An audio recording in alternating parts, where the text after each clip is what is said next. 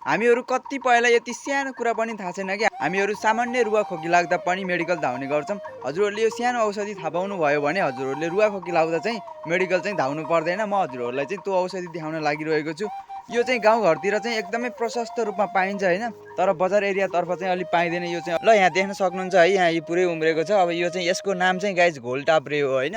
यसलाई चाहिँ हामीले घोलटाप्रे भनिन्छ। यसको चाहिँ हामीले यसरी पातहरू टिपेर यसरी हजुरहरूले चाहिँ सफा पानीमा यसरी चारै एकुन्टा पात गरेर हेरी यसरी पखाल्नुपर्छ है। यसमा चाहिँ यसको चाहिँ यता पछाडिपट्टि साइडमा किराहरू बस्छ हेरी यस्तोमा यत्तिकै खान चाहिँ हुँदैन होइन। गाउँको भनेर यत्तिकै प्वाक्कै मुखा चाहिँ हाल्नु हुँदैन है गाई, जे कुरा पनि एकदमै सफा तरिकाले यसलाई धोइसकेको छु।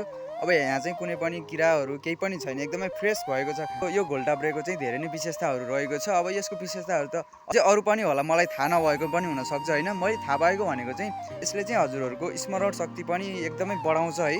अनि एउटा फाइदा भनेको त्यो।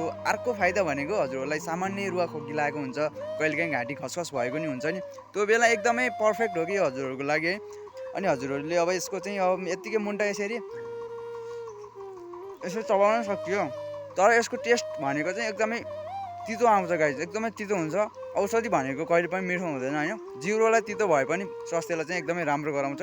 यदि जिब्रोलाई मिठो हुने कुराहरू खानुभयो भने पछि हजुरहरूको स्वास्थ्य चाहिँ नराम्रो हुन्छ होइन। त्यही भएर जिब्रोलाई तितो हुने कुरा नै खानु, तर स्वास्थ्य चाहिँ राम्रो हुनुपर्छ। स्वास्थ्यको ख्याल गर्नुपर्छ गाइज होइन। सबैजनालाई यो भिडियो सेयर गर्नु होला भन्न चाहन्छु। Thanks for watching. जय नेपाल।